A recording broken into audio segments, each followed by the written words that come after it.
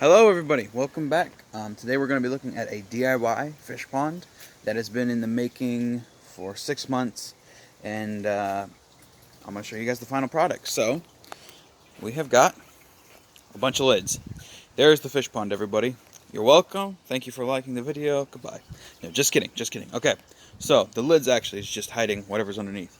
As you guys can see, it's a rubber tote that you can get from Home Depot, Lowe's, Tractor Supply, or any like hardware store or large outdoor store.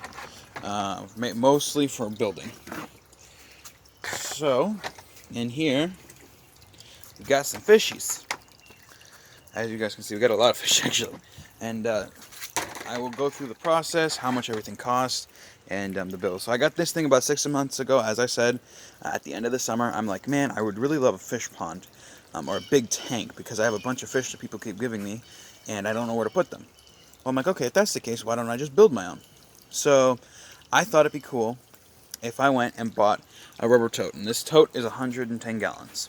Got it for $50 at Tractor Supply, which is a local hardware slash farming tractor type place for the South. And the second thing I wanted to do was put some stuff in. So I like to use cinder blocks. They're simple, cheap, easy to use, and they're very convenient. Like they have the 2 holes, fish can go in there.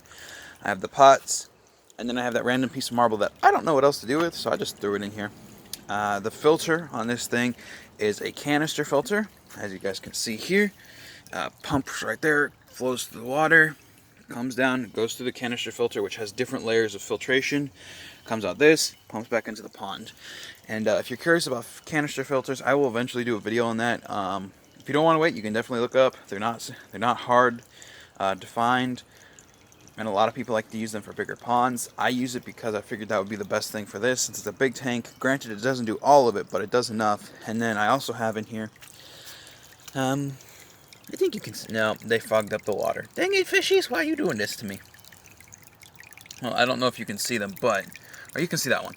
That white tag is a small pump that I have running in here just to move the water around. Something with fish keeping that you'll find. If you have stagnant water, the chances of the fish dying from something changing in there, whether the water just gets very nasty or it doesn't get oxygen, raises. So the more water flow you have, the better. And I'm like, okay, I'll just throw 2 pumps in there. So each of the pumps cost me $20 at Lowe's, I believe. Yeah, Lowe's. And the cinder block costs like $2. The pump, someone actually gave to me, a good friend of mine. Shout out to you, Caden. He gave it to me, and with a tank and a few other things. And I decided, hey, why not put it on the pond? It's pretty convenient. It's the biggest thing I have that's running with water. And I was planning on putting this canister filter on the biggest tank I have, but I don't have that big of a tank set up right now. So I'm like, okay, why not use it on this?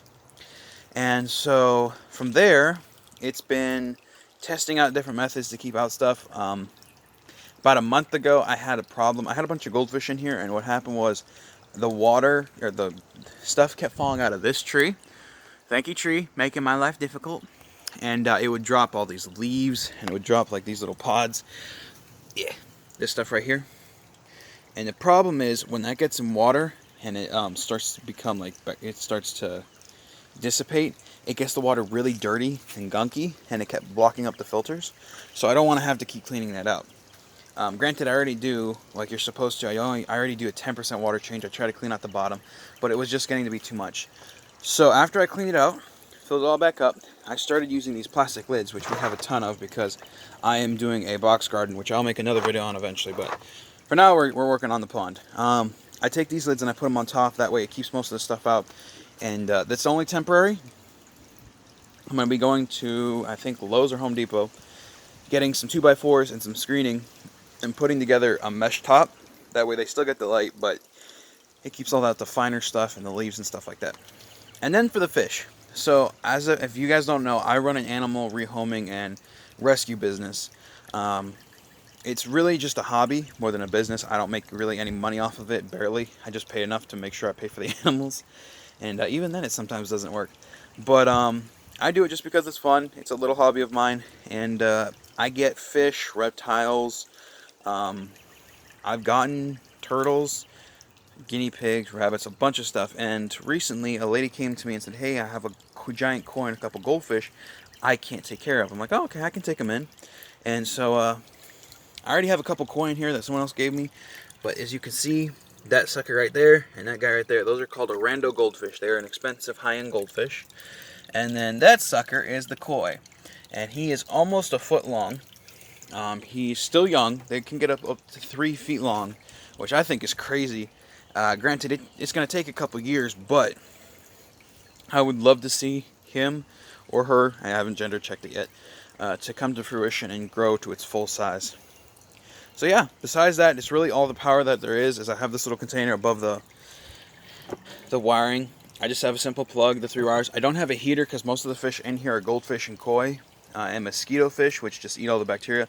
I do have a bunch of baby guppies though that I threw in here just to make sure they eat all the mosquitoes. And it is summer here, or the beginning of summer, so it stays pretty hot. And I won't need the heater until winter. And even then, the only fish I'm going to take out are the guppies. Everything else in here can stand the cold. So yeah, thank you guys for watching. Hope you enjoy. If you guys have any comments or ideas for future videos, please let me know. Until next time, hit the like button, hit the subscribe. I'll see y'all later. Peace.